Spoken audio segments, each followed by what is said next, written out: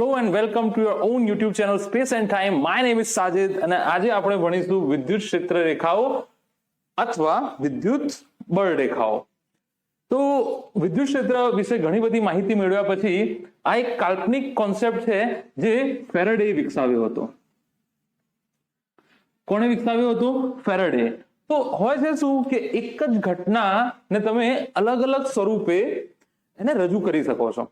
એક હોય છે ગાણિતિક સ્વરૂપ, એક હોય છે ચિત્રાત્મક સ્વરૂપ, બીજું કોઈ હશે પર સે કે એનું વર્ણનાત્મક કોઈ ભાષામાં પર્ટિક્યુલર વર્ણનાત્મક સ્વરૂપ. તો અહીંયા ફેરાડે એનું પિક્ટોરિયલ રિપ્રેઝન્ટેશન કર્યું. કેવું? પિક્ટોરિયલ, અથવા એને તમે કહી શકો ગ્રાફિકલ. ગુજરાતીમાં કેવું હોય તો એનું ચિત્રાત્મક વર્ણન. તો અત્યાર સુધી તમે એક વસ્તુ ભણી ગયા છો કે ઈ બરાબર KQ બાય R સ્ક્વેર. ક્યારે? જો કોઈ વિદ્યુત ભાર Q થી R અંતરે કોઈ P બિંદુ રહેલું છે ત્યાં આગળ મારે વિદ્યુત ક્ષેત્ર શોધવું છે. બરાબર. તો અહીંયા કોઈ જગ્યાએ દિશાની વાત થતી નથી. તો બી તમને ખબર છે કે પરીક્ષણ વિદ્યુત ભાર આપણે કેવું લઈએ છીએ? Q0, 0 થી બહુ જ નજીક, બહુ જ નાનો, સૂક્ષ્મ. તો આ બંને વચ્ચે અપાકર્ષણ થશે તો એની દિશા આ થશે. તો એક તો આ રીત થઈ ગઈ, અને બીજી રીત જે આપણે ભણીશું તે છે પિક્ટોરિયલ રિપ્રેઝન્ટેશન. માનો કે તમારે -Q નું ભણવું છે, તો R અંતરે P બિંદુએ જો Q0 મૂક્યું હોય તો એની દિશા આ થશે અંદરની તરફ. તો થોડી ઘણી વાતો આપણે વિદ્યુત ક્ષેત્ર રેખાઓની એટલે કે ઇલેક્ટ્રિક ફીલ્ડ લાઇન્સની આપણે કરી ચૂક્યા છે, અને થોડી ઘણી વાતો જે છે એ આજે કરીશું. તો આજુબાજુના બધા જ ડિસ્ટર્બન્સ 0 કરી દો અને નોટબુક અને પેન લઈને બેસી જાઓ. અને આઈ હોપ કે આગળના લેક્ચર તમે પ્રોપર અટેન્ડ કર્યા હશે. આના બધા ટોપિક પોઈન્ટ ટુ પોઈન્ટ નોંધજો. શરૂઆતનું તમારા જે બોર્ડના લેવલનું છે તે ચાલશે, અને છેલ્લે જે JEE નીટ કે JEE એડવાન્સના થોડા ઘણા દાખલાઓ છે તે આપણે કરીશું. પણ તમે જોજો, જે બી 15 કે 16 પોઈન્ટ્સ આપણે વિદ્યુત ક્ષેત્ર રેખાઓના ડિસ્કસ કરીશું તેમાં એક બી પોઈન્ટ જો તમે મિસ કરશો તો it will B difficult for you two gate with the topic. તમે ટોપિક સાથે ચાલવામાં બહુ તકલીફ પડશે. તો એક એક પોઈન્ટ બહુ ધ્યાનથી અહીંયા સાંભળજો. ઓલરાઈટ, તો આપણે હવે ચાલુ કરીએ.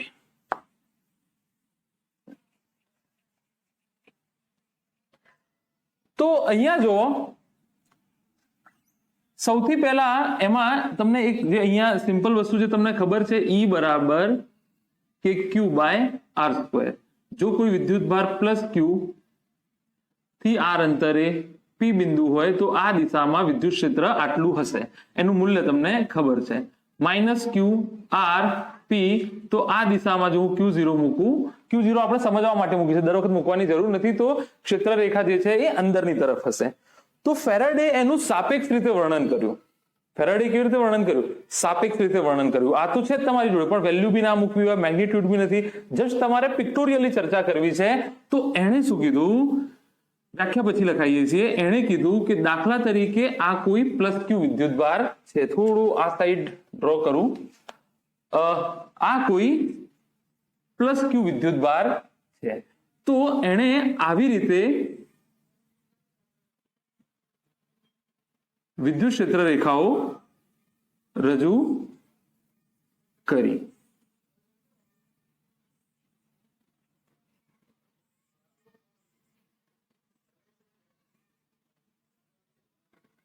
આ રીતે અહીંયા એણે એમ કીધું કે જે એરો છે, તીર છે, તે વીજ ક્ષેત્રની દિશા દર્શાવે છે. એરો શું દર્શાવે છે? વીજ ક્ષેત્રની દિશા દર્શાવે છે. બરાબર. અચ્છા, બીજું, એરોની લંબાઈ તે બિંદુએ અથવા તે જગ્યાએ વિદ્યુત ક્ષેત્રનું મૂલ્ય સૂચવે છે. એટલે કે જેટલી લાંબી લાઈન એટલું એનું મૂલ્ય વધારે, જેટલી ટૂંકી લાઈન તેટલું તેનું મૂલ્ય ઓછું.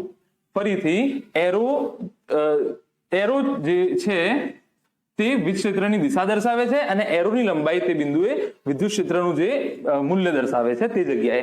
તો જેમ જેમ તમે દૂર જશો તેમ તેમ આ ક્ષેત્ર રેખા નાની થવી જોઈએ. હા કે ના? હા કે ના? સમજાય છે કે નહીં? ક્ષેત્ર રેખા કેવી થવી જોઈએ? નાની થવી જોઈએ. અચ્છા, દિશા નક્કી કેવી રીતે કરી? દાખલા તરીકે તમે અહીંયા Q0 પરીક્ષણ વિદ્યુતભાર મૂકો તો એને બળ ક્યાં લાગશે? આ પ્લસ Q, અને આ તો હંમેશા કેવું રહેવાનું છે? ધન. તો થઈ ગઈ આ દિશા. અચ્છા, એના કરતા જો Q0 હું આ મૂકું તો બળનું મૂલ્ય ઓછું થશે, આના કરતા નજીક છે, કારણ કે તમે જો E ચલે છે 1/r² પ્રમાણે તે ઘટતું જશે. તો એક તો આ વસ્તુ સૂચવી એને. અચ્છા, દાખલા તરીકે જો -Q હોત, શું હોત? આ નોંધી લો આને. અચ્છા, હવે આગળ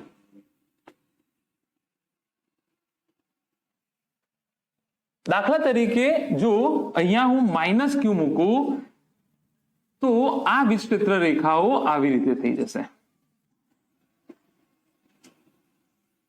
અંદરની તરફ ટર્મિનેટ થશે. કેવું ભાઈ? અંદરની તરફ. હમણાં સમજાઈશું, ડિટેલમાં આને થોડી ચર્ચા કરીશું કે ટર્મિનેશન નો મતલબ શું છે અને એ બધું. આ ચિત્રાત્મક વર્ણન છે, ઇન શોર્ટ, જે સમજવું જરૂરી છે. જીનીટમાં આના દાખલા આવી શકે છે. કેવા દાખલા આવે છે એ ચોપડીમાં લગભગ નહીં હોય તો તમે જોઈને બી સરપ્રાઈઝ થશો. બહુ સારા દાખલા છે અને ઈઝી છે. તો ફરીથી આમાં અહીંયા હું જો કોઈ Q0 વિદ્યુતભાર મૂકું તો Q0 વિદ્યુતભાર જે પરીક્ષણ વિદ્યુતભાર છે એ સર્વ સ્વીકૃત છે કે એનું મૂલ્ય હંમેશા કેવું હોય છે? ધન હોય છે. તો એક એની દિશા અંદરની તરફ, બળ રેખાની દિશા જે છે એ અંદરની તરફ બળ લાગશે એને. બરાબર. ફરીથી એરો જે છે તે વિદ્યુત ક્ષેત્રની દિશા દર્શાવે છે અંદરની તરફ, અને એરોની લંબાઈ તે બિંદુએ વિદ્યુત ક્ષેત્રનું મૂલ્ય દર્શાવે છે. અહીંયા વધારે હશે, જેમ દૂર જાવ તેમ તે ઘટતું જાય છે. હજુ દૂર જાવ તો એ હજુ ઘટતું જશે. તો આ બે વાતો થઈ, આને નોંધી લો. અચ્છા, આના પછી હજી આમાં સુધારો થયો. શું સુધારો થયો એ જોઈએ. સિમ્પલ સુધારો છે પણ કામનો છે, દાખલાઓમાં બહુ તમને હેલ્પફુલ થશે. શું સુધારો થયો? અચ્છા, અહીંયા જુઓ. એમ કીધું કે જો +Q વિદ્યુતભાર હોય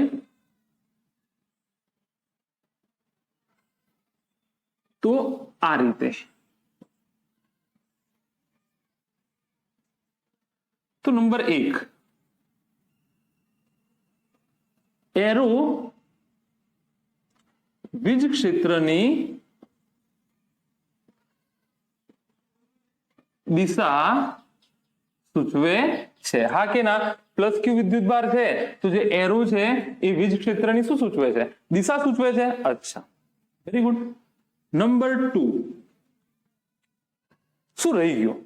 દિશા તો આવી ગઈ, મૂલ્ય રહી ગયું. તો અહીંયા હું ધ્યાનથી જોજો. ક્ષેત્ર રેખા ઘનતા એ વિદ્યુત ક્ષેત્રનું મૂલ્ય દર્શાવે છે. ક્ષેત્ર રેખા ઘનતા એનો મતલબ રેખાઓ પ્રતિ ક્ષેત્રફળ, એટલે કે રેખાઓની સંખ્યા ભાગ્યા મીટર સ્ક્વેર, એટલે એકમ પ્રતિ મીટર. જો કે આ એવી કોઈ ક્વોન્ટિટી નથી જે સમજવા જોઈએ. આ સમજવા માટે એ છે અહીંયા કે દાખલા તરીકે તમે જુઓ, અહીંયા એક વિસ્તાર હું ડ્રો કરું, આટલો, એટલો ને એટલો વિસ્તાર હું અહીંયા ડ્રો કરું, તો આ વિસ્તારમાંથી કેટલી રેખાઓ પસાર થાય છે? 1. અને આ નજીકના વિસ્તારમાંથી સંખ્યા રેખા કેટલી છે? રેખાઓની સંખ્યા કેટલી છે? 2. એનો મતલબ નજીકના વિસ્તારમાં રેખાઓની ઘનતા, યાદ છે ઘનતાની વાત કરી હતી, એટલા માટે હું તમને, ઘનતા બહુ ઇમ્પોર્ટન્ટ ટર્મ છે. ઘનતાનો મતલબ થાય રાશિ ભાગ્યા પરિમાણ. તો અહીંયા રાશિ કઈ છે? રેખા. રેખાઓની તો સંખ્યા હોય, એનો કોઈ એકમ નથી, તો રેખાઓની સંખ્યા પ્રતિ મીટર સ્ક્વેર. અહીંયા જુઓ, થોડું ગીચતા વધારે છે અહીંયા કરતા. એનો મતલબ અહીંયાથી ક્ષેત્ર રેખાઓની સંખ્યા વધારે પસાર થાય છે. તેનો મતલબ એમ થયો કે અહીંયાથી સબ ટોપિક કાઢીએ કે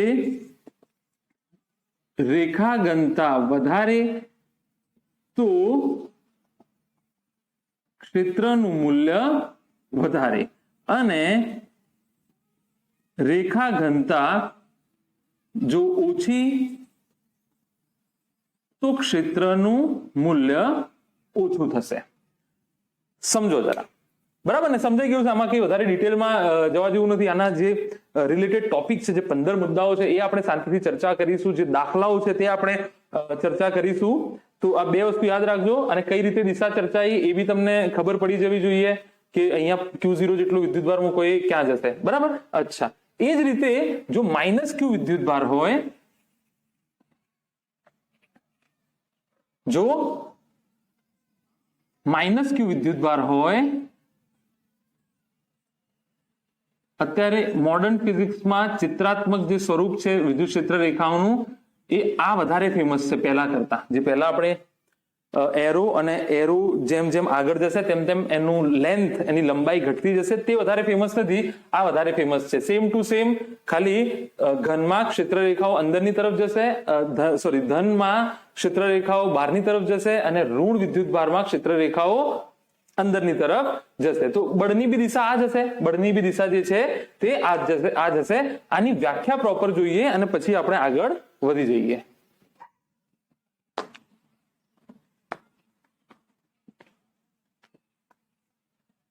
નોંધતા રહેજો સાથે સાથે.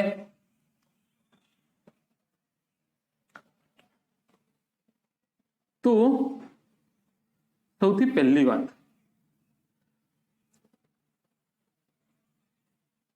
વિદ્યુત ક્ષેત્ર રેખાઓ કાલ્પનિક ખ્યાલ, ઇમેજિનરી છે. કેવું છે? ઇમેજિનરી છે. એવું દેખાય થોડું. અહીંયા આસપાસ તમારી બોડી પર બી ચાર્જીસ છે. દરેક કેસ, કોઈ દુનિયાની કોઈ પણ સપાટી તટસ્થ હોય નહીં, ક્યારેય ના હોય. થોડું ઘણું તો વિદ્યુતભાર હોય જ, સ્થિર વિદ્યુતભાર. તો એ સ્થિર વિદ્યુતભાર એની આસપાસ એવી રેખાઓ થોડી પેદા કરે છે. આ તો આ રેખાઓની જે અસર છે એનું ચિત્રાત્મક ભૌમિતિક નિરૂપણ છે, એટલે કે પિક્ટોરિયલ રેપ્રેઝન્ટેશન છે, બીજું કશું નથી. બરાબર ને? આમાં તો આ એક કાલ્પનિક ખ્યાલ છે. બરાબર? અચ્છા, વ્યાખ્યા આની આપણે જોઈ લઈએ. મુક્ત અવકાશ સમયમાં, એટલે કે સ્પેસ એન્ડ ટાઈમ. ટાઈમ જે છે એ રાશિ તમારા માટે અત્યારે કામની નથી કે વિદ્યુત ક્ષેત્ર રેખાઓ જે છે એ કેટલું અંતર કાપશે, સી પ્રકાશનો વેગ, ટી સમયમાં કેટલું અંતર કાપશે, તેનું આ સૂત્ર છે.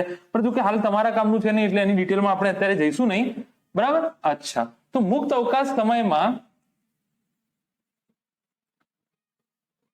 વિદ્યુત ક્ષેત્ર રેખાઓ એવી કાલ્પનિક રેખાઓ છે, કાલ્પનિક રેખાઓ છે કે જેના પર મુક્ત વીજભાર મૂકતા તે ક્ષેત્ર રેખાની દિશામાં ગતિ કરશે. આનો મતલબ શું થાય? બહુ વધારે ડિટેલમાં નહીં જાય આપણે. દાખલા તરીકે આ +Q વિદ્યુતભાર છે, આની આ કોઈ ક્ષેત્ર રેખા છે. બરાબર? આની આ કોઈ ક્ષેત્ર રેખા છે. તો જો કોઈ હું મુક્ત વિદ્યુતભાર Q0 અહીંયા મૂકું તો શું Q0 હંમેશા ધન હશે? તો શું આ Q0 આ દિશામાં ગતિ કરશે ક્ષેત્ર રેખા ઉપર? એના ઉપર જ ગતિ કરશે, આડે અવડે નહીં જાય. કારણ કે ધન વિદ્યુતભારમાં આ રેખા ત્રિજ્યાવર્તી બહારની તરફ હોય છે. હા કે ના? ત્રિજ્યાવર્તી. અહીંયા જો અહીંયા કોઈ રેખા હોય, રેખા હશે જ ને, દરેક જગ્યા હશે, કોઈ બી જગ્યા હશે. અહીંયા Q0 મૂકું તો આ રેખા ઉપર જ ગતિ કરશે. ધારો કે અહીંયા કોઈ Q0 હોય તો ત્રિજ્યાવર્તી આવી રીતે જ ગતિ કરશે તે. એ જ રીતે જો અહીંયા હું -Q મૂકું અને આ એની કોઈ ક્ષેત્ર રેખા છે અને મુક્ત વિદ્યુતભાર અહીંયા મૂકું તો એ આ રેખા ઉપર જ ગતિ કરશે, બીજે ક્યાંય નહીં. અહીંયા મૂકું તો ત્રિજ્યાવર્તી અંદરની તરફ. તો ઋણ વિદ્યુતભાર માટે એની દિશા કઈ હોય છે? ત્રિજ્યાવર્તી અંદરની તરફ. તો આટલું નોંધી લો. મુક્ત સમય અવકાશ, તમારે સમય લખવાની જરૂર નથી. મુક્ત અવકાશમાં વિદ્યુત ક્ષેત્ર રેખાઓ એવી કાલ્પનિક રેખાઓ છે કે જેના પર મુક્ત વિદ્યુતભાર મૂકતા તે ક્ષેત્ર રેખાની દિશામાં જ ગતિ કરશે. તો આ હતો વિદ્યુત ક્ષેત્ર રેખાઓનો એક ખ્યાલ. એના પછી આપણે 15 બહુ જ ઇમ્પોર્ટન્ટ પોઈન્ટ, 15 કે 16 ઇમ્પોર્ટન્ટ પોઈન્ટ જોવાના છે. એક બી મિસ ના કરતા, નહીં તો તમને દાખલાઓ ગણવામાં તકલીફ પડશે. બહુ ઈઝી છે એટલે બહુ ડિટેલમાં નહીં જઈએ, ફટાફટ લખાવી અને આપણે આગળના દાખલાઓ ગણીશું. બરાબર, તો આટલું નોંધી લો.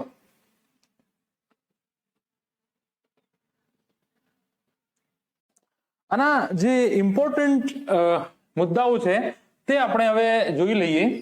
બરાબર, એમાં સૌથી પહેલું તો એમ તો શું ડેફિનેશન એટલે કે વ્યાખ્યા જ આવી જશે કે મુક્ત અવકાશમાં વિદ્યુત ક્ષેત્ર રેખાઓ એ એવી કાલ્પનિક રેખાઓ છે કે જેના ઉપર મુક્ત વિદ્યુતભાર મૂકતા તે વિદ્યુત ક્ષેત્રની દિશામાં ગતિ કરશે. તો પહેલું તો વ્યાખ્યા જઈશું તો આપણે લખતા નથી. બીજું શું છે? વિદ્યુત ક્ષેત્ર રેખાઓ વિદ્યુત ક્ષેત્ર રેખાઓ ધન વીજભારમાંથી ઉત્પન્ન થશે અને ઋણ વીજભારમાં પૂર્ણ એટલે કે ટર્મિનેટ થશે, ખતમ થશે, ટર્મિનેટ થશે. બરાબર. અચ્છા, બીજો મુદ્દો શું છે? અચ્છા, આમનું ફિક્સ છે, મતલબ કે ધન વિદ્યુત ભાર માંથી જ નીકળશે અને ઋણ વિદ્યુત ભારમાં જઈને ટર્મિનેટ થશે. આવું હશે તો આ પ્રમાણે થશે, જોઈ લો. બરાબર ને, એમનો રસ્તો ફિક્સ છે. હજુ આગળ આપણે આવીશું. અમને સ્વતંત્ર રીતે દોરીએ તો બી જુઓ, ધનમાંથી નીકળે છે અને ઋણમાં ટર્મિનેટ, બંને અલગ અલગ. જો તમે સ્વતંત્ર બી વિચારો, ધન વિદ્યુત ભાર અલગ ને ઋણ વિદ્યુત ભાર અલગ, તો બી આ ખ્યાલ એવો જ છે કે ધનમાંથી ઉત્પન્ન થાય છે અને ઋણમાં એ ટર્મિનેટ થાય છે. આવું એને ભાષાકીય રીતે કહેવાય છે. બરાબર. અચ્છા, આટલું જ રાખીએ એને. બીજું શું છે કે આ રેખાઓ બંધ ગાળો ક્યારેય રચતી નથી. એનો મતલબ તમને ચુંબકમાં યાદ હશે કે આવી રીતે NS હોય ને તો અંદરમાં S થી N તરફ અને બહારમાં N થી S તરફ બંધ ગાળો રચે છે. વિદ્યુત ભારમાં એવું ક્યારેય નહીં થાય. પ્લસ Q માઇનસ Q જો આવી રીતે હશે તો અહીંયાથી વિદ્યુત ક્ષેત્ર રેખા નીકળશે અને અહીંયા પૂર્ણ થશે, એ ફરીથી બહાર નીકળશે નહીં. એટલા માટે એને ટર્મિનેશન કહે છે. આ બહાર નીકળતી નથી. અહીંયાથી એન્ટર, જો અહીંયા ધન વિદ્યુત ભાર હોય, અહીંયા ઋણ વિદ્યુત ભાર હોય તો અહીંયા એ ટર્મિનેટ થઈ જશે. બરાબર. અચ્છા, ચાલો રાખો એમને. નંબર 3,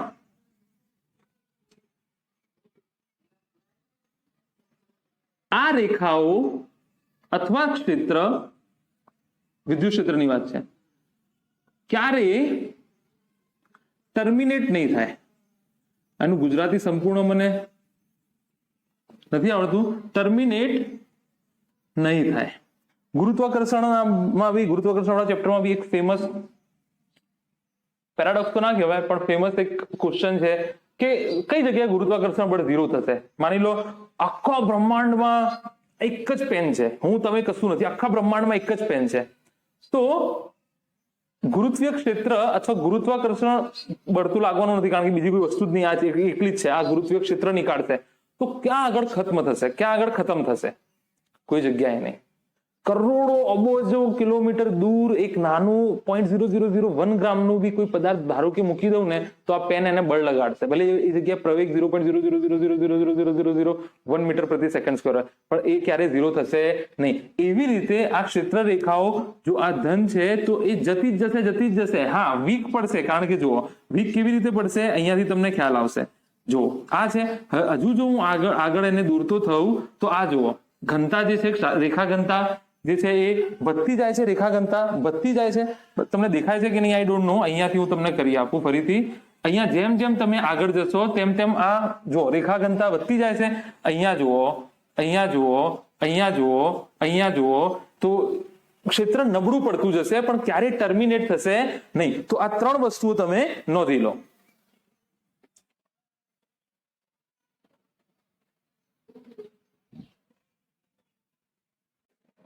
ઓલરાઈટ, હવે ચોથો મુદ્દો લખીએ.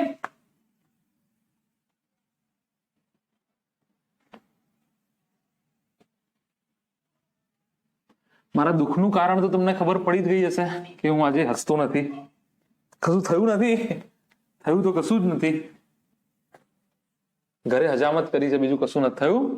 ચલો એનીવે, નંબર 4. અચ્છા, લખાય છે કેમ આવી રીતે? નંબર 4. ઓલરાઈટ. હા, તો જો કોઈ વિદ્યુત ભાર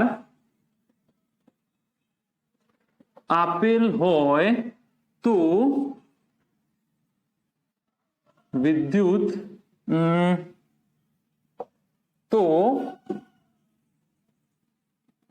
તેમાંથી નીકળતી વિદ્યુત ક્ષેત્ર રેખાઓ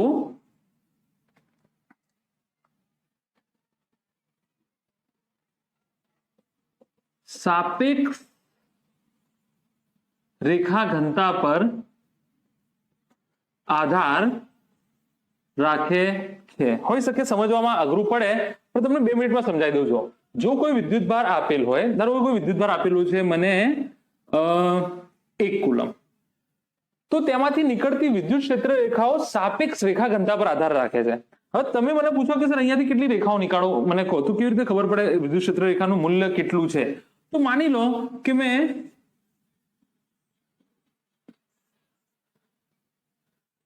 ચાર રેખા નીકાળી.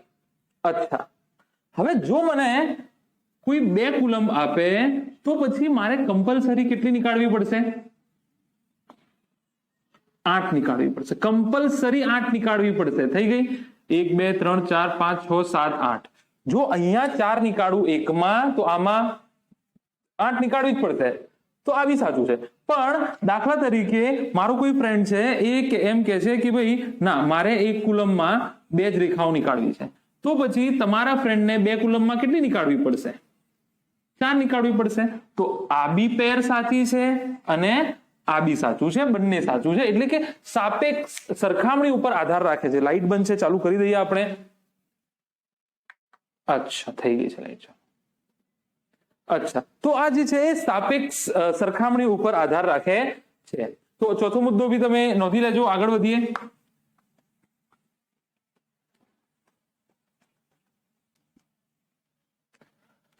હવે પાંચમો મુદ્દો એમ કે છે કે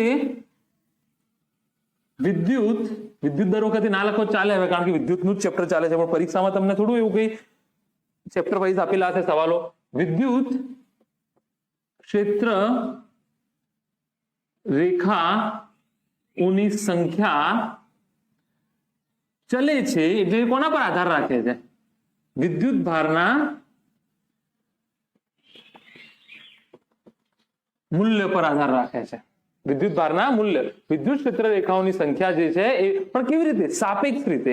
જો હું 1 કુલમમાંથી 10 લાઈન નીકાળતો હોઉં તો 2 કુલમમાંથી મારા માટે 20 લાઈન નીકળશે. જો તમે 1 કુલમમાંથી 5 લાઈન નીકાળતા હોય તો 2 કુલમમાંથી તમારા માટે 10 લાઈન નીકળશે. તો વિદ્યુત ક્ષેત્ર રેખાઓની, ચોથું અને પાંચમું સેમ જ છે, કે ખાસ અલગ નથી.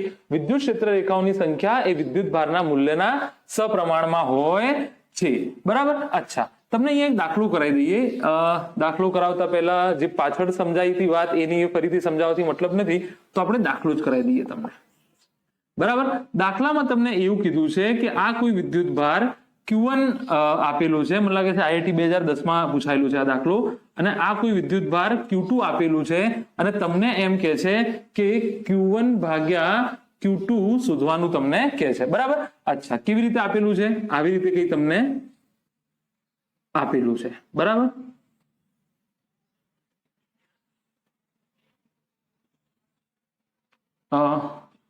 ઓલરાઈટ.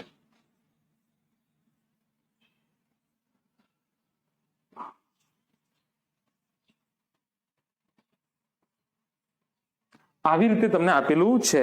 તો ટ્રાય કરો. શું કરશો? ટ્રાય કરો. 1 2 3 4. અચ્છા, શું લખ્યું છે ઉપર? વિદ્યુત ક્ષેત્ર રેખાઓની સંખ્યા વિદ્યુત ભારના મૂલ્યના સપ્રમાણમાં હોય છે. તો બહુ સિમ્પલ વસ્તુ, આમાં કઈ જાજુ કરવાનું નથી. સપ્રમાણતા અચળાંક તો બંનેમાં ઉડી જશે, x કે y કે z, એની કોઈ ફરક પડતો નથી. જુઓ, 1 2 3 4 5 6 7 8. Q1 માંથી કેટલી રેખાઓ નીકળે છે? 8. વિદ્યુત ક્ષેત્ર રેખાઓની સંખ્યા 8 એ વિદ્યુત ભારના મૂલ્ય વિદ્યુત ક્ષેત્ર રેખાઓની સંખ્યા 8 એ વિદ્યુત ભારના મૂલ્યના સપ્રમાણમાં છે. અચ્છા, Q2 માંથી કેટલી નીકળે છે? 1 2 3 4. પણ અહીંયા એક વસ્તુ નોંધવા જેવી છે. અહીંયા એક વસ્તુ નોંધવા જેવી છે. 4 લાઈન તો નીકળે છે, પણ અહીંયા હું કરી દઉં -4, કારણ કે ધન વિદ્યુત ભારમાંથી ઉત્પન્ન થશે અને ખતમ ક્યાં થશે? ઋણ વિદ્યુત ભારમાં. ખતમ ક્યાં થશે? ઋણ વિદ્યુત ભારમાં. તો જો આ અંદરની તરફ જાય છે એટલે Q2 હંમેશા કેવું હોવું જોઈએ? ઋણ જ હોવું જોઈએ, તો જ આ ક્ષેત્ર રેખાઓ અંદરની તરફ જશે, નહીં તો નહીં જાય. ધનમાંથી હંમેશા બહાર આવશે અને ઋણમાં હંમેશા ટર્મિનેટ થશે, હંમેશા એન્ટર થશે. એટલે Q2 કેવો હશે? ઋણ હશે. અચ્છા, તો તમારો જવાબ આવી ગયો -2. તમારો જવાબ કેટલો આવી ગયો? -2. એનો મતલબ Q1 Q2 કરતા 2 ગણો હશે. તો આને તમે નોંધી લો. પછી આગળ વધીએ આપણે.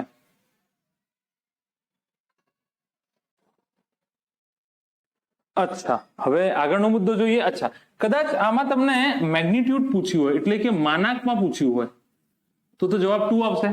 બરાબર ને? ખાલી મૂલ્ય પૂછ્યું હોય તો જવાબ કેટલો આવશે? 2 આવશે, Q1/Q2. અચ્છા, હવે આગળ જુઓ. નંબર કયો આવ્યો હતો? લગભગ 6થો આવ્યો હતો કે 7મો આવ્યો હતો, જે બી હોય તમે નંબર આપતા રહેજો અને સાથે સાથે લખતા રહેજો. જો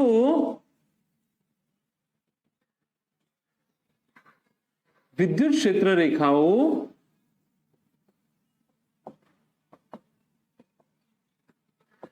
બે વીજભારોને જોડતી હોય તો પણ તે ક્ષેત્ર રેખાઓ તેમની સમમિતિ સાચવશે. ડાયરેક્ટ નહીં સમજાય, ઉદાહરણ આપું, 1 મિનિટમાં તમને સમજાઈ જશે. જો વિદ્યુત ક્ષેત્ર રેખાઓ બે વિદ્યુતભારોને જોડતી હોય તો પણ તે ક્ષેત્ર રેખાઓ તેમની સમમિતિને સાચવશે. તો માની લો આ Q1 છે અને આ Q2 છે. તમને ખબર છે કે ક્ષેત્ર રેખા જે છે તે આવી રીતે તો જશે જ. બીજું તમને આવું આપેલું છે, જુઓ, બરાબર, આવું, બસ આટલું જ આપેલું છે. અને ઓપ્શનમાં તમને આપ્યું છે કે બોલો શું Q1 નું મૂલ્ય Q2 ના બરાબર છે?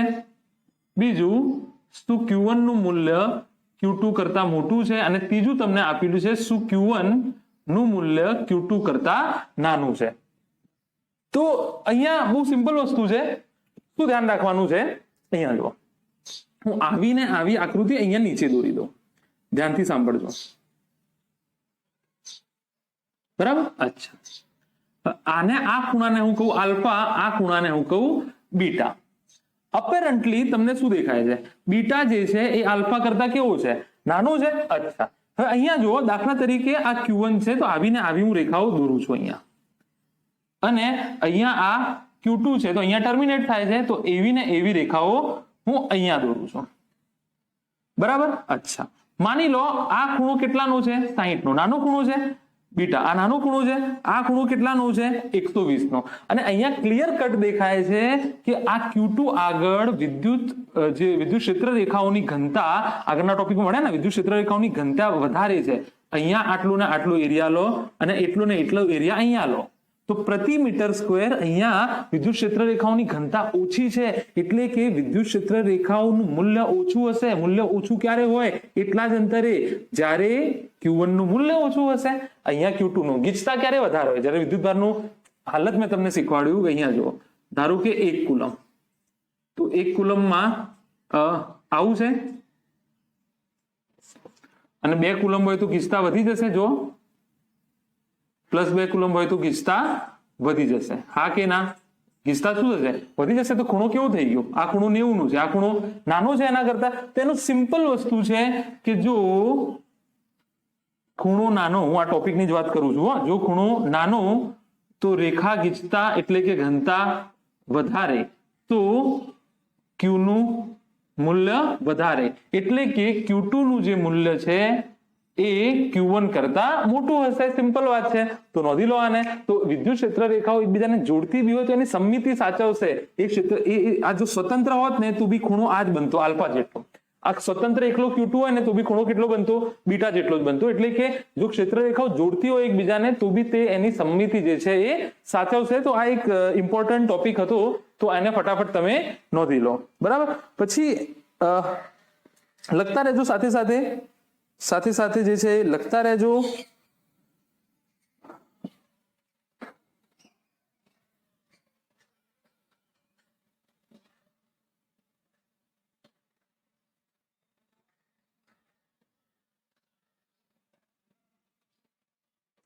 એના પછીનો જે ટોપિક છે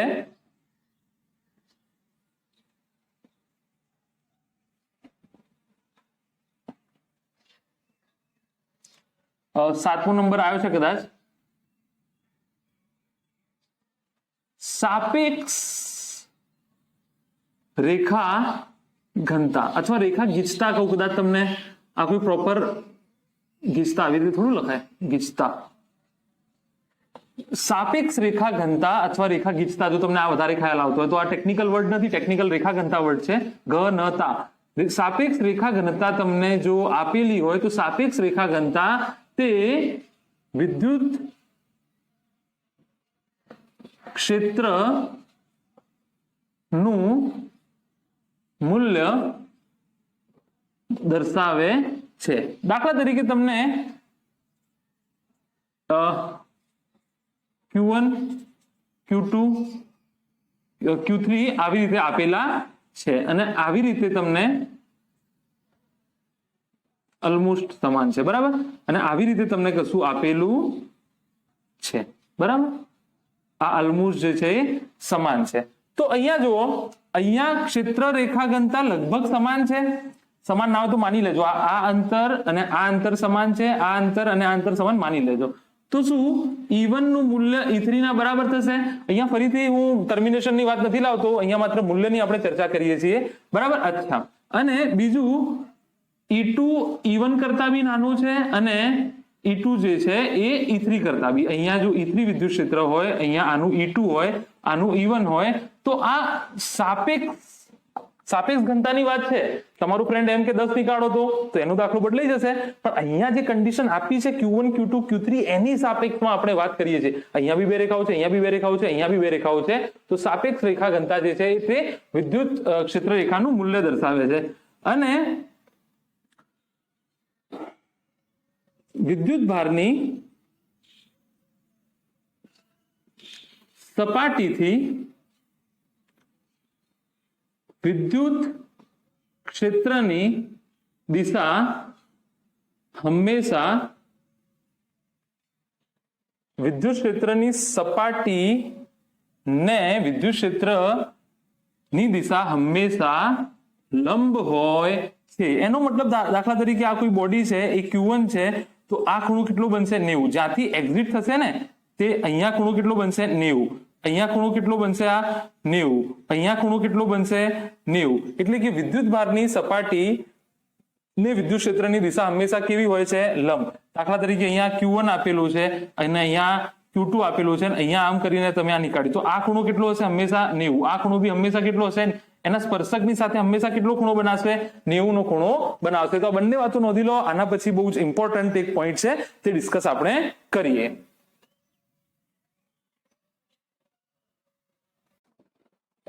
તો 9મો મુદ્દો હવે આપણે ચર્ચા કરીએ.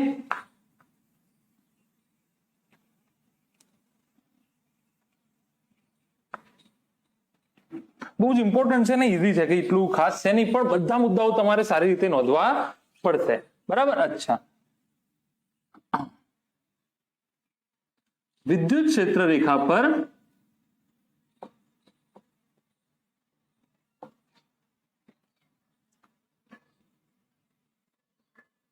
કોઈ બિંદુએ સ્પર્શક તે બિંદુએ વિદ્યુત ક્ષેત્રની દિશા દર્શાવે છે. શું મતલબ છે એનો? મતલબ એ છે કે દાખલા તરીકે કોઈ વિદ્યુત ક્ષેત્ર રેખા તમને આવી રીતે આપેલી છે, શું વિદ્યુત ક્ષેત્ર રેખા કરવી હોઈ શકે? બિલકુલ હોઈ શકે. હમણાં તો તમને દાખલા કરવા કે પ્લસમાંથી નીકળીને આમ જતી હતી તો હોઈ શકે. તો દાખલા તરીકે હું આ બિંદુએ અહીંયા હું સ્પર્શક ડ્રો કરું આવી રીતે, તો આ જે છે એ પોઈન્ટ આગળ વિદ્યુત ક્ષેત્ર, એ બિંદુ આગળ વિદ્યુત ક્ષેત્રની આ દિશા હશે, સ્પર્શકની દિશા. માની લો આ બિંદુ છે, બી બિંદુ છે, તો અહીંયા સ્પર્શક વિદ્યુત ક્ષેત્ર બી બિંદુ આગળ દિશા દર્શાવે છે. અહીંયા દર્શાવવું છે તો આ ઓ માય ગોડ, અહીંયા દર્શાવવું છે તો આ જે સ્પર્શક છે સી બિંદુ છે, તો એ વિદ્યુત ક્ષેત્ર ઈસી ની તમને સી બિંદુએ વિદ્યુત ક્ષેત્રની દિશા બતાડે છે, આ જે સ્પર્શક છે તે આગળ. અચ્છા, 10મું બોર્ડ માટે બહુ જ ઇમ્પોર્ટન્ટ, બે વિદ્યુત ક્ષેત્ર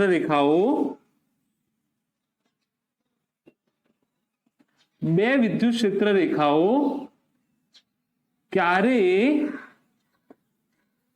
એકબીજાને છેદશે નહીં. ક્યારે એવું નહીં થઈ શકે કે અહીંયાથી આ વિદ્યુત ક્ષેત્ર રેખા ગઈ, અહીંયાથી આ વિદ્યુત ક્ષેત્ર રેખા ગઈ. બિલકુલ ખોટું, ક્યારેય બી નહીં થાય, ક્યારે બી નહીં થાય. જો કરશો તો it will be capital punishment, તમને 1500 વર્ષની જેલ થઈ જશે. આ શક્ય નથી. કેમ શક્ય નથી? દાખલા તરીકે ચલો અહીંયા તો વિદ્યુત ક્ષેત્રની દિશા એનું સ્પર્શક થશે, અહીંયા વિદ્યુત ક્ષેત્રની દિશા એનું સ્પર્શક થશે. જ્યારે તમે અહીંયા પહોંચશો તો એક તો એનું સ્પર્શક જે છે એ આ થશે, બીજો એનું સ્પર્શક આ બી થશે, જે શક્ય નથી. કોઈ પણ બિંદુએ મુક્ત અવકાશમાં વિદ્યુત ક્ષેત્ર રેખાના આપેલા બિંદુએ એક જ દિશા હોઈ શકે, બીજી કોઈ દિશા હોઈ શકે નહીં. કારણ કે ચોક્કસ બિંદુએ ક્ષેત્રની એક માત્ર જ દિશા હોય શકે, તેની બે દિશા હોય નહીં. એટલે બે દિશા ક્યારે ના હોય? સ્પર્શક, તમને આગળનો મુદ્દો સ્પર્શકનો સમજાવ્યો, અને અહીંયા સ્પર્શક એની દિશા દર્શાવે છે, તો અહીંયા બે દિશા કઈ રીતે હોઈ શકે સ્પર્શકની? એટલે કે ક્યારે બે વિદ્યુત ક્ષેત્ર રેખાઓ એકબીજાને છેદશે નહીં. તો બંને મુદ્દાઓ જે છે તે નોંધી લો તમે ફટાફટ નોંધી લો મુદ્દાઓ બંને.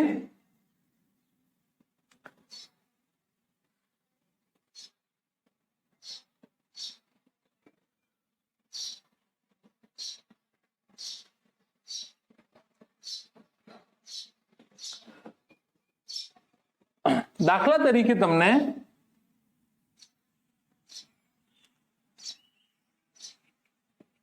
વિદ્યુત ક્ષેત્ર રેખાઓ બેન્ડ થાય છે. જો તમને દર્શાવું, વિદ્યુત ક્ષેત્ર રેખાઓ બેન્ડ થાય છે. દાખલા તરીકે +Q વિદ્યુત ભાર છે, તો ચલો અહીંયાથી આમ નીકળ્યા, અહીંયાથી તમે આમ નીકળવાનું ચાલુ કર્યું, અહીંયાથી તમે આમ નીકળવાનું ચાલુ કર્યું, અહીંયાથી તમે આમ નીકળવાનું ચાલુ કર્યું, અહીંયાથી તમે આમ નીકળ્યા, અહીંયાથી તમે આમ નીકળ્યા, અહીંયાથી આમ નીકળ્યા, અહીંયાથી આમ, અહીંયાથી તમે આમ નીકળવાનું ચાલુ કર્યું, અહીંયાથી તમે આમ નીકળવાનું ચાલુ કર્યું. તો જ્યારે આ ક્ષેત્ર રેખાઓ બેસિકલી ક્ષેત્ર શું છે? એ ઇલેક્ટ્રોમેગ્નેટિક કમ્પોનન્ટ હશે, વિદ્યુત ચુંબકીય કમ્પોનન્ટ હશે. તો આ બંને વચ્ચે તો અપાકર્ષણ થવાનું છે, તો આ ક્ષેત્ર રેખાઓ શું થઈ જશે? બેન્ડ થઈ જશે. જેટલી નજીકથી એટલું બેન્ડિંગ વધારે, પણ ક્યારેય છેદશે નહીં. આવી રીતે નહીં જાય, ક્યારેય એકબીજાને છેદશે નહીં, એવી રીતે નહીં જાય, બેન્ડ થશે એકબીજાથી. શું થશે ભાઈ? બેન્ડ થશે, ક્યારેય એકબીજાને છેદશે નહીં. તો આ વાત આ નીચે બી હોઈ શકે, કોઈ કેસરા નીચે ના જાય તો નીચે બી જાય, કોઈ ગભરાવાની જરૂર છે નહીં. તો આ ખાસ તમારે ધ્યાન રાખવાનું. અચ્છા, 12મું ટોપિક, આઈ હોપ કે તમે નોંધી લીધું હશે. સાથે સાથે જ 12મો મુદ્દો, ક્ષેત્ર રેખા ધન વિદ્યુત ભાર ને અપાકર્ષે છે અને ઋણ વિદ્યુત ભારને આકર્ષે છે. એટલે કે જો આવી રીતે ધન વિદ્યુત ભાર તમને આપેલો હોય અને અહીંયાથી કોઈ ક્ષેત્ર રેખા નીકળતી હોય તો એ બેન્ડ થઈ જશે. કારણ કે ક્ષેત્ર રેખા યાદ છે ને, ધનમાંથી ઉત્પન્ન થઈ શકે, ટર્મિનેટ ક્યારે થાય નહીં, ખત્મ ક્યારે ના થાય. પણ જો ઋણ વિદ્યુત ભાર હોય તો તમે જેમ આકર્ષાવ છો, રસ્તામાં જતા જતા જતા જતા જતા સીધા તમે ઋણ વિદ્યુત ભાર તરફ પહોંચી ગયા, જતા જતા જતા જતા સીધા તમે ઋણ વિદ્યુત ભાર પર પહોંચી ગયા, તે અહીંયા ટર્મિનેટ થાય છે. અહીંયા શું થાય છે? ટર્મિનેટ થાય છે. તો આ મુદ્દો પણ તમે નોંધી લો સાથે સાથે, પછી આપણે આગળ વધીએ.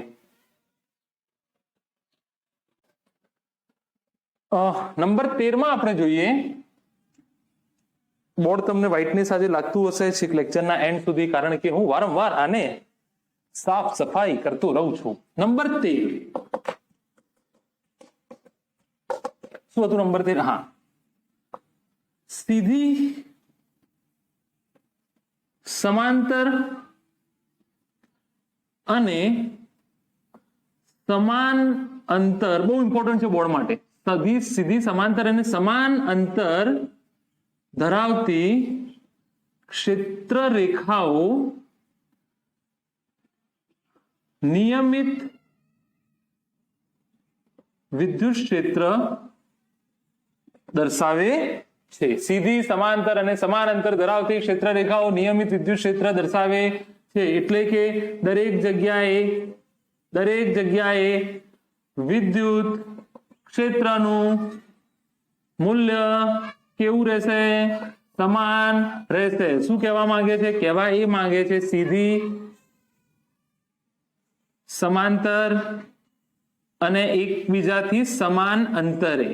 સીધી સમાંતર એકબીજાને ક્યારે છેદશે નહીં, અને એકબીજાથી સમાન અંતરે. આ અંતર કેવું છે? સમાન. અહીંયા હું એ બિંદુ લઉં, અહીંયા બી બિંદુ લઉં, અહીંયા સી બિંદુ લઉં, અહીંયા ડી બિંદુ લઉં, અહીંયા ઈ બિંદુ લઉં. દરેકે દરેક જગ્યાએ સર એવું થોડું હોય, પ્રાપ્તિસ્થાન અહીંયા છે તો આ નજીક નથી, તો સી આગળ વિદ્યુત ક્ષેત્ર વધારે હશે, ઈ આગળ એના કરતા ઓછું હશે, બી આગળ એના કરતા ઓછું હશે, એ આગળ એના કરતા ઓછું હશે, ડી આગળ એના કરતા બી ઓછું હશે. એ કેસમાં તમે આવું કરો છો બેટા, તમે આવું કરો છો. એ બી સી, અહીંયા તો ઓબ્વિયસ છે ને, અંતર વધારે છે, પણ નજીકના વિસ્તારમાં આ યાદ રાખી લો, નજીકના વિસ્તારમાં અથવા ગીચતાના કારણે ખબર છે ને, નિયમિત વિદ્યુત ક્ષેત્રમાં અલગથી આપણે એક ટુકડો કાઢીએ છીએ, ત્યાં આગળ વિચારીએ છીએ આપણે કે ક્ષેત્ર કેવું હશે. નિયમિત તો અહીંયા થઈ જશે. EA is equal to EB is equal to EC is equal to ED is equal to E, જે બી અંદર હોય દરેક જગ્યાએ ક્ષેત્ર કેવું થઈ જશે? સમાન થઈ જશે. પણ દાખલા તરીકે તમને પરીક્ષામાં આવું કંઈક પૂછી લે કે A B C D E F G H, તો આ કેસમાં અપેરન્ટલી શું અહીંયા રેખાની ગીચતા વધારે છે, તો ઈ એ બહુ મોટો છે, એના કરતા ગીચતા અહીંયા ઓછી છે, તો ઈ બી એના કરતા મોટો છે, અને ખોટું કર્યું. ઈસી એના કરતા બી નાનું છે, ઈબી કરતા મોટો, ઈબી ઈસી કરતા મોટો, ઈએ સૌથી મોટો, ઈબી ઇન્ટરમીડિયેટ, ઈસી સૌથી નાનો થશે, કારણ કે દૂર છે. ક્ષેત્ર રેખાઓની ઘનતા, ગીચતા બહુ બધું સમજાવી દીધું છે. આજે બધી વાતો કહેવાની હોય નહીં, તો આને તમે નોંધી લો. બરાબર. તો 14 નંબરનો ટોપિક આપણે જોઈ લઈએ.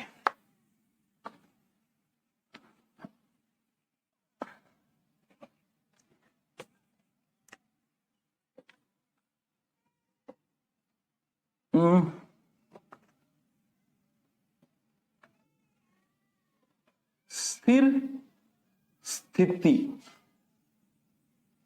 ઇલેક્ટ્રોસ્ટેટિક ની વાત છે. જ્યારે આપણે વિદ્યુત ભારને સ્થિર માનીએ છીએ, ત્યારે સ્થિર સ્થિતિમાં વાહકમાં અંદર વિદ્યુત ક્ષેત્ર કેટલું હોય છે? 0 હોય છે. ધારો કે આ કોઈ વાહક ટુકડો કોપરનો તાર આપેલો છે, કોપરના તારમાંથી વિદ્યુત પ્રવાહનું વહન એટલે કે ઇલેક્ટ્રિસિટીનું વહન થાય છે, એટલે કે ઇલેક્ટ્રોનનું વહન થાય છે. તો પણ અહીંયા સ્થિર સ્થિતિમાં શું થશે? 0. દરેક વખતે 0 થશે? ના. ક્યારે? ઇલેક્ટ્રોસ્ટેટિક, જ્યારે સ્થિર સ્થિતિ હોય, જ્યારે સ્વિચ બંધ હોય, જ્યારે પ્રવાહનું વહન ના થતું હોય, ત્યારે નોર્મલી શું થાય છે કે જ્યારે વહન થતું હોય તો તમને ખબર છે વહન ક્યારે થાય? જ્યારે F બરાબર QE જેટલું બળ લાગતું હોય ત્યારે, એટલે E અહીંયા 0 હોય નહીં. પણ આ વહન દરમિયાન છે. ક્યારે? વહન દરમિયાન છે. સ્થિર સ્થિતિમાં E હંમેશા વાહક એટલે કે કોપરનો વાયર છે નાનું તમારો, એમાં બી તો વિદ્યુત પ્રવાહ છે ને, ઇલેક્ટ્રોનનું વહન થાય છે, તમને ખબર છે. એના કારણે તો પંખા, લાઈટ, એસી, ટ્યુબલાઇટ આ બધું ચાલે છે. તમે જોવો છો મને, એ બી તો ઇલેક્ટ્રિસિટીના કારણે છે. જો ઇલેક્ટ્રિસિટી ના હોય તો બેટરી ચાર્જ ના થતી.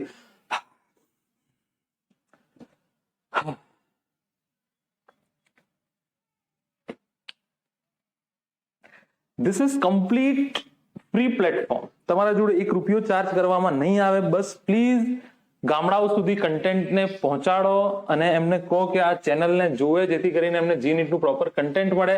નહીં તો 2030-2040 સુધી ગામડાના છોકરાઓ જી નીટથી વંચિત થઈ જશે, કારણ કે ગવર્મેન્ટ સ્કૂલના શિક્ષકોને એટલા બધા સરકારી કામગીરીમાં જોતરાયેલા હોય છે કે એમને સમય નથી મળતો કે બધું જ ચલાવે. નહીં તો તમે જોવા કેટલું બધું લાંબુ ચેપ્ટર થાય છે એક, બરાબર ને. રેગ્યુલર અહીંયા લઈએ છીએ તો બી હજુ 10મું લેક્ચર પહોંચ્યા છે આપણા સોર્ટ ઓફ. તો આ કારણ છે. બાકી ટીચર બધા સારા છે, બધા ટીચર્સ બહુ મહેનત કરે છે. બસ ક્યાંક ને ક્યાંક પર્સનલ સમય ના હોવાના કારણે, ક્યાંક ને ક્યાંક અપડેટ થવાનો સમય ના મળતો હોય, બહુ બધા પ્રોબ્લેમ છે લાઈફમાં, તમને શું ખબર. હા, તો F is equal to QE. હા, નંબર 15, વાહકની સપાટીને ક્ષેત્ર હંમેશા લંબ હશે. ગૌસના નિયમમાં બહુ ડિટેલમાં તમે ભણશો કે આ જે છે એ ક્ષેત્ર દરેક વખતે કેવું હશે. ભાઈ આ અંદરની વાત છે, ये अंदर की बात है, ये बाहर की बात है, सरफेस की बात है लाला, बराबर. કેવું હશે? લંબ હશે. તો આ બંને બાબતો નોંધી લો. ચાલો, વાહકની સપાટીને ક્ષેત્ર હંમેશા લંબ હશે. આ અંદરની વાત છે, આ વહન દરમિયાનની વાત છે, આ સ્થિર સ્થિતિની વાત છે. ભવરે ને ખિલાયા ફૂલ ફૂલ में, લિરિક્સ ના લોચા. ચલો, તો આગળ વધીએ હવે આપણે. તો હવે જે કયો નંબર હતો? 16મો હતો લગભગ. નજીકનું ક્ષેત્ર, લાઈટ ચાલુ કરી દઈએ અને ફોકસ બી કરી દઈએ. Very good, very good. નજીકનું ક્ષેત્ર અને નજીકથી ક્ષેત્ર અને દૂરથી ક્ષેત્ર. ઇંગ્લિશમાં સારા નામ છે આમના, નિયર ફિલ્ડ અને ફાર ફિલ્ડ. આ ટોપિક બોર્ડમાં જે મેં કીધું, બોર્ડ લખીને અથવા બોર્ડનું મેં દર્શાવ્યું છે કે બોર્ડમાં પૂછાય તેવું છે, તે જ જગ્યાએ બોર્ડમાં પૂછાય એવું છે. બાકી અધરવાઇઝ પરફેક્ટ જે છે એ કોમ્પિટિટિવ એક્ઝામ માટેનો આ ટોપિક હું તમને ચલાવું છું. નજીકથી ક્ષેત્ર અને દૂરથી ક્ષેત્ર શું કહેવા માંગે છે કે દાખલા તરીકે આ +2 કુલમ છે અને આ -1 કુલમ છે. માની લો કે અહીંયાથી કેટલી લાઈન નીકળે છે? 4 લાઈન નીકળે છે. કેટલી લાઈન નીકળે છે? વેરી ગુડ સર, ભૂલ ના થાય તો લેક્ચર પૂરું થયું કહેવાય. નહીં, અંદરની તરફ હશે ને. ક્યાંની તરફ હશે? અંદરની તરફ હશે. તો ભાઈ એક તો આ લાઈન તો જશે જ જશે બહારની તરફ, બહારની આ તો ટર્મિનેટ થઈ જશે. અચ્છા, અહીંયા 4 છે તો અહીંયા કેટલી હશે? હવે તો તમને ખબર જ છે. હા કે ના? 1 2 3 4, તો અહીંયા હશે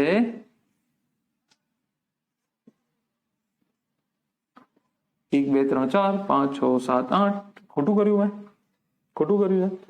4 આ થઈ, 4 આ થઈને 8 આ થઈ. અચ્છા, તો આને તમે નજીકથી જોશો તો વાંધો નહીં, તો તમને આવું દેખાશે. કેવું દેખાશે? આવું દેખાશે. કેવું દેખાશે? એવું દેખાશે કે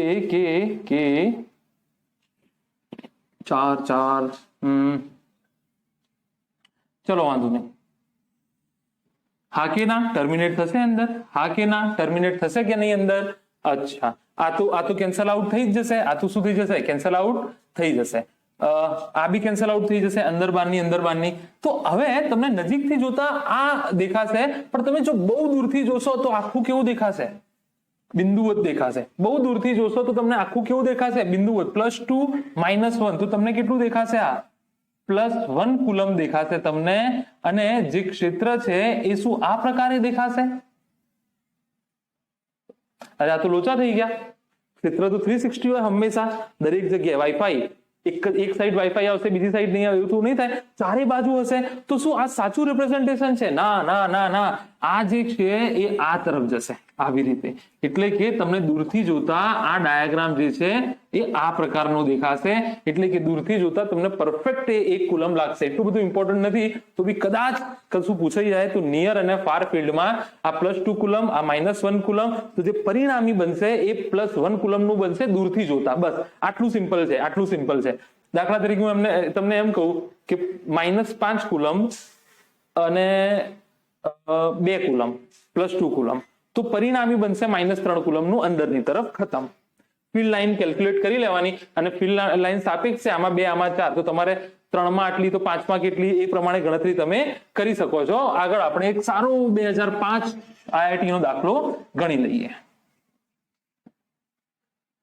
ફોકસ કરી લઈએ થોડું અને બોર્ડને થોડું સાફ કરી લઈએ પોઝ કરીને. ચલો, એક નાનો કન્સેપ્ટ જે રહી ગયો તો એ પહેલા તમને કરાવી દઉં, પછી IIT JEE 2005 નો જે છે એક દાખલો આપણે કરી લઈએ.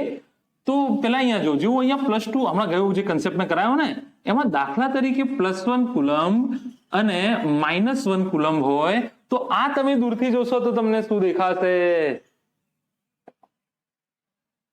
આ તમે જોશો દૂરથી શું દેખાશે તમને? પ્લસ કુલમ્બ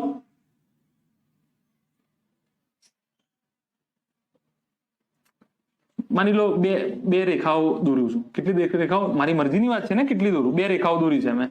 તો આ નજીકથી જોશો તો બરાબર છે, પણ જો તમે દૂરથી જોશો અહીંયાથી ટર્મિનેટ થઈ જવી જોઈએ. જો આખી દુનિયામાં 2 જ વિદ્યુતભારો અહીંયા દર્શાવેલા હોય કે આ 2 જ વિદ્યુતભારો લીધા છે, +1 કુલમ્બ અને -1 કુલમ્બ, તો દૂરથી જોતા બંને તટસ્થ જેવું વર્તન કરશે. બહુ દૂરથી જોશો તો આ તંત્ર કેવું થઈ જશે? બહુ દૂરથી જોશો તો બિંદુઓ દેખાશે, બંને તટસ્થ, તો વિદ્યુત ક્ષેત્ર રેખાઓ ટર્મિનેટ થઈ જશે, બહાર ખુલ્લી એક બી દેખાશે નહીં તમને. બરાબર? તો આના આ જ કન્સેપ્ટને આધારે 2005 માં શું સવાલ પૂછ્યો તો એ આપણે જોઈ લઈએ. IIT 2005 રકમ બુકમાં જોઈ લઉં શું છે. રકમમાં એમ કે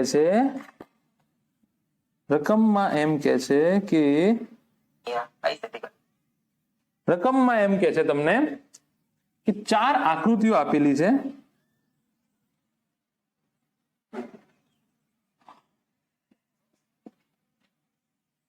ચાલુ તો છે ને રેકોર્ડિંગ? ચાલુ તો છે, ફોકસ બી છે. 4 આવી સમાન આકૃતિઓ આપેલી છે. Plus plus plus plus plus plus plus plus minus minus minus minus minus minus minus plus plus plus plus plus plus plus plus plus plus minus minus minus minus minus minus. ઉપર ધન વિદ્યુતભાર, નીચે ઋણ વિદ્યુતભાર, ઉપર ધન વિદ્યુતભાર, નીચે ઋણ વિદ્યુતભાર, ઉપર ધન વિદ્યુતભાર, નીચે સમાન જ આપેલું છે. દરેક આકૃતિ કેવી છે? સમાન છે, આઈડેન્ટિકલ બોલ. જે પ્લસ છે એની વિદ્યુતભાર ઘનતા સિગ્મા છે, જે માઇનસ છે તેની વિદ્યુતભાર ઘનતા માઇનસ સિગ્મા છે. તો આપણને એમ કે છે કે નીચેમાંથી કઈ આકૃતિ સાચી છે? તો આકૃતિઓ આ પ્રમાણે આપેલી છે.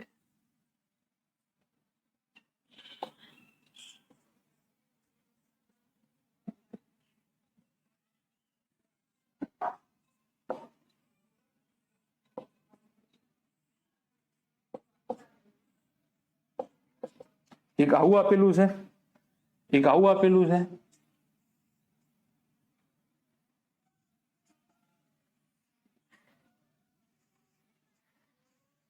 આકૃતિ હોઈ શકે કે બહુ સારી ના હોય, કારણ કે હું પ્રોફેશનલ પેઇન્ટર નથી.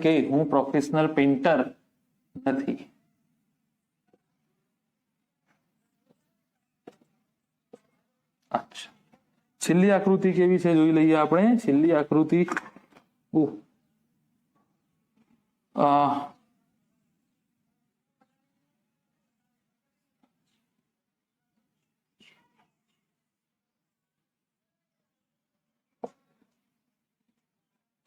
हम तो चले परदेस हम परदेसी हो गए. કઈ આકૃતિ સાચું છે? ચારેમાંથી કઈ આકૃતિ સાચું પ્રેઝન્ટેશન દર્શાવે છે? દૂરથી જોતા અહીંયા જુઓ ભાઈ, વાત તો સાચી છે. અહીંયાથી નીકળ્યું, અહીંયાથી નીકળ્યું, અહીંયાથી આમ નીકળ્યું, અહીંયાથી માઇનસમાં ટર્મિનેટ થયું, અહીંયાથી આમ નીકળ્યું, અહીંયાથી માઇનસમાં ટર્મિનેટ થયું. તો આકૃતિ સાચું છે. અહીંયા દૂર ગયું, અહીંયા આમ ગયું, અહીંયા આમ ગયું, અહીંયા આમ ગયું, આમ ગયું, આમ ગયું. સાચું છે કે ખોટું? તો આ ખોટું છે. કેમ? ઉપર વિદ્યુતભાર ઘનતા કેટલી છે? અચ્છા, વિદ્યુતભાર કેટલા છે? વિદ્યુત ઘનતા છોડી દો. વિદ્યુતભાર કેટલા છે? સિગ્મા, નીચે સિગ્મા. એટલે ઉપરના વિદ્યુતભાર અને નીચેના વિદ્યુતભાર સમાન. અહીંયા 2 કુલમ લખું તો આવી કેટલા હશે? -2 કુલમ. એટલે કે તટસ્થ. તો દૂરથી જોતા તમને બધું ટર્મિનેટ થઈ જવું જોઈએ. આ જે 12 પૂંછડીઓ જાય છે તે હોવી જોઈએ નહીં, એટલે ખોટું. બહાર ના જવું જોઈએ તો શું? આ બી ખોટું. બહાર ના જવું જોઈએ તો શું? આ બી ખોટું. શું છે સાચું?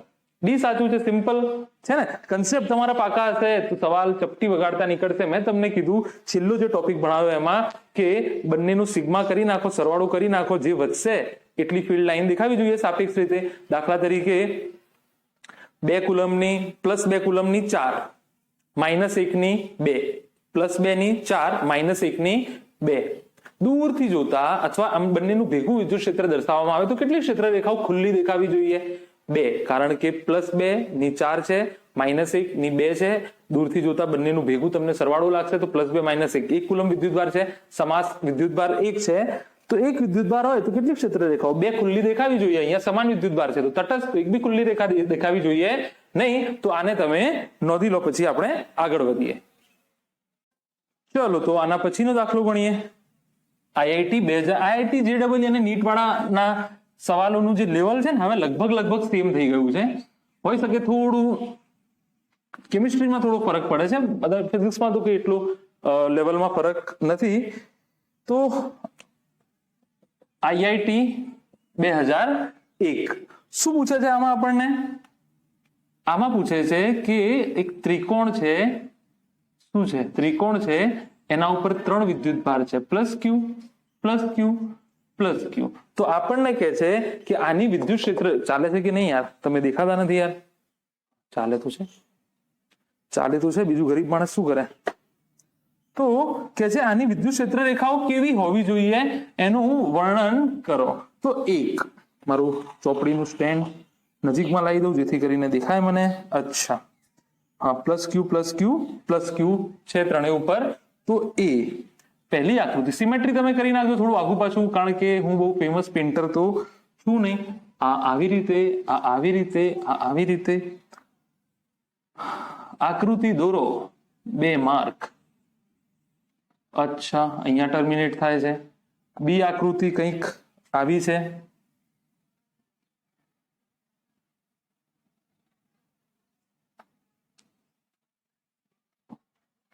+q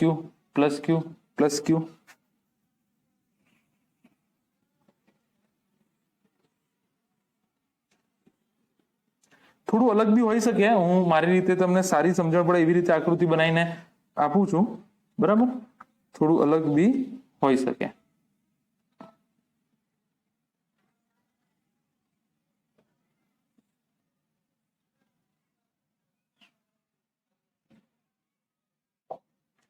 સી આ રીતે છે. સી જે છે તે +q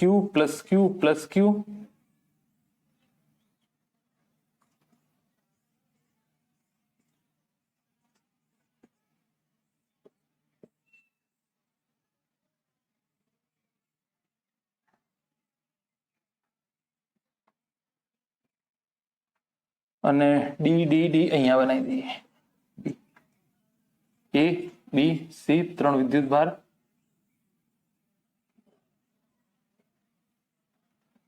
હા, કયું સાચું છે ને કયું ખોટું છે ભાઈ? પ્લસ ક્યારે ટર્મિનેટ કેવી રીતે થશે? પ્લસમાંથી માઇનસમાં જાય. આવી રીતે પ્લસમાંથી તો આપણે અપાકર્ષણ. ખોટું, છેદે નહીં, ખોટું. અને અંદર ગોળો શું છે ખબર નહીં પડતી આપણને. આ શું છે તો બિલકુલ ખબર નથી પડતી. ભાઈ પ્લસ હોય તો છેદવાનો સવાલ જ નથી, ખતમ થવાનો સવાલ જ નથી. કોઈ જગ્યાએથી ઉત્પન્ન જ થશે, સમાપ્ત તો થશે જ નહીં. સી જે છે સાચું છે. કન્સેપ્ટ કરાયા છે એટલે બહુ ડિટેલમાં ચર્ચા કરીશ નહીં, તમને આવડવું જોઈએ. શું છે આ બધું? ટર્મિનેટ થોડું થશે. +થી માઇનસ હોત તો એક વખત વિચારતા આપણે. +થી માઇનસ હોત તો શું કામ વિચારીશું? કશું નહીં વિચારી. આ શું છે? આ ફિજેટ સ્પિનર છે. આ 0 માર્ક. છેદે ક્યારે ના છેદે? પ્લસ હોય કે માઇનસ હોય, છેદવાનો સવાલ જ નથી. આ વેરી ગુડ. ફેસબુક લાઈક, બરાબર? તો આ દાખલો તમે નોંધી લો.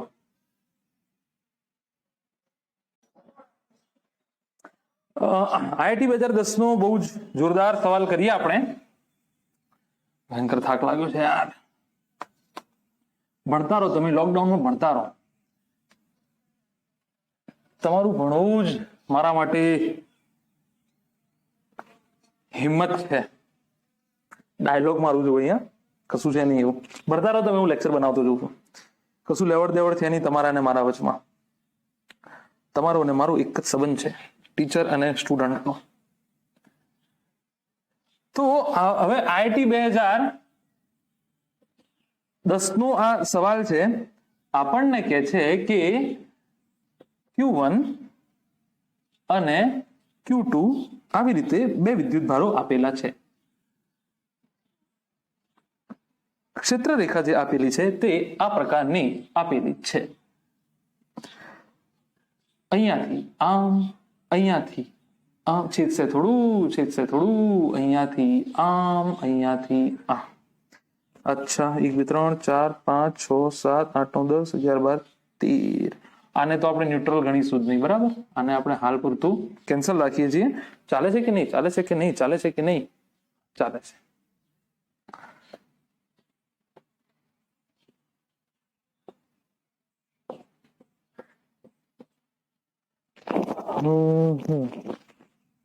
આ એક્સ અક્ષ આપેલી છે આપણને. એક્સ અક્ષ તો મલ્ટિપલ કરેક્ટ ટાઈપ છે, એટલે કે એક કરતા વધારે સાચા હોઈ શકે. મલ્ટિપલ કરેક્ટ નહીં રાખી, અને બે સવાલ એક સાથે છે એમ કહીએ તો. પહેલો સવાલ તો હું મૂકી દઉં છું કે Q1 Q2 કે Q1 ગ્રેટર ધેન Q2. પહેલો સવાલ તો આ છે. ભૂલ તો નથી કરતો? આકૃતિમાં જોઈ લઈએ. આકૃતિમાં ભૂલ નથી કરતો ને? જોઈ લઈએ.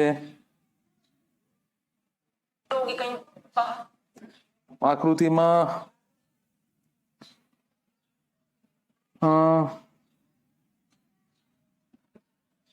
ચલો આ આપેલી છે તો આ કેટલી થઈ જશે? 1 2 3 4 5 6 7. 1 2 3 4 5 6 7. હજુ બી એક છે, સમજી લો ને. સમજવું તો પડશે જ તમારે. હજુ બી એક છે. અચ્છા, જોઈ લો ભાઈ. બહુ સિમ્પલ છે. Q1 મોટું છે એ વાત બહુ પાક્કી છે. આ Q1 છે, બરાબર. તો Q1 ચાલે છે કેટલી લાઈન છે? 1 2 3 4 5 6 7 8 9 10 11 12 13. અને Q2 1 2 3 4 5 6 7 8 ને 9. તો કોણ મોટું છે ભાઈ? Q1 મોટું છે. કોણ મોટું છે? Q1 મોટું છે. કેપિટલ Q છે તો Q1 મોટો છે. અચ્છા, બીજો સવાલ શું હતો? બીજો સવાલ એમ કે છે કે Q2 ની જમણી તરફ E નેટ 0 થશે. Q1 ની ડાબી તરફ E નેટ બરાબર 0 થશે. બંનેમાંથી કયું સાચું છે? બહુ મસ્ત સવાલ છે. બહુ જ મસ્ત સવાલ છે. ઘણું બધું તમે ભણ્યા છો. જો તમને બહુ મજા આવી જશે કે તમારા જૂની યાદો તમારી તાજી થઈ જશે. કે છે કુલ જે વિદ્યુત ક્ષેત્ર છે આ બંનેના કારણે એ Q2 ની જમણી તરફ 0 થશે કે Q1 ની ડાબી તરફ 0 થશે? યાદ છે તમને તટસ્થ બિંદુ વાળો દાખલો? +Q -9Q. જો નોટ લખાઈ હતી મેં, યાદ છે? જો બે બિંદુવત વિદ્યુત ભારો અસમાન હોય તો તટસ્થ બિંદુ બહારની તરફ હશે. એક વાત તો નક્કી છે, કાં તો આ સાઈડ કાં તો પેલી સાઈડ. જો બંને વિદ્યુત ભારો ધન હોત, બંને વિદ્યુત ભારોની સાઇન સમાન હોત, મૂલ્ય ભલે ગમે તે હોય પણ બંને વિદ્યુત ભારોનું જો મૂલ્ય સમાન હોત તો તટસ્થ બિંદુ બંનેને જોડતી રેખાના વચમાં આવતું. જો બંનેના સાઇન એટલે કે આ પ્લસ એટલે માઇનસ અલગ અલગ હોય તો જે તટસ્થ બિંદુ છે એ બહારની તરફ આવશે. પણ બહારની તરફ ક્યાં? નાનાની બાજુમાં. બહારની તરફ ક્યાં આગળ? નાનાની નજીક. બહારની તરફ ક્યાં આગળ? નાનાની નજીક. તો હા, મારું ચોપડી મોબાઈલ વારંવાર પડી જાય છે અહીંથી. રકમમાં ભૂલ ના થાય એટલે બહુ બધા દાખલા છે આજે.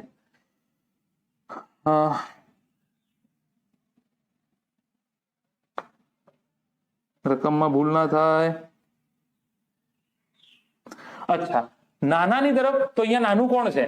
Q2 નાનું છે તો બંને અસમાન છે. કઈ રીતે ખબર પડી ભાઈ? આ અંદરની તરફ એટલે આ ઋણ હશે અને એટલે આ બહારની તરફ એટલે આ ધન હશે.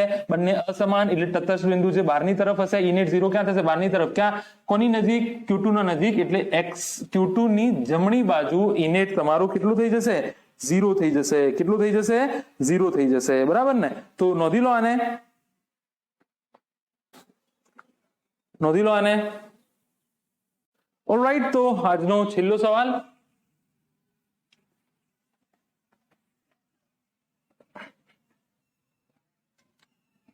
માં શું પૂછે છે તમને? પૂછે છે કે જો એક ધાત્વિક એટલે કે ધાતુનું બનેલું ગોળું સમાન વિદ્યુત ક્ષેત્ર યુનિફોર્મ છે ને, નિયમિત વિદ્યુત ક્ષેત્ર, તેમાં નિયમિત વિદ્યુત ક્ષેત્રમાં મૂકેલો હોય તો નીચેમાંથી કયું સાચું છે? નીચેમાંથી કયું સાચું છે? બરાબર. તો આ વસ્તુ આપણને અહીંયા પૂછે છે કે નીચેમાંથી કયું સાચું છે. બરાબર. તો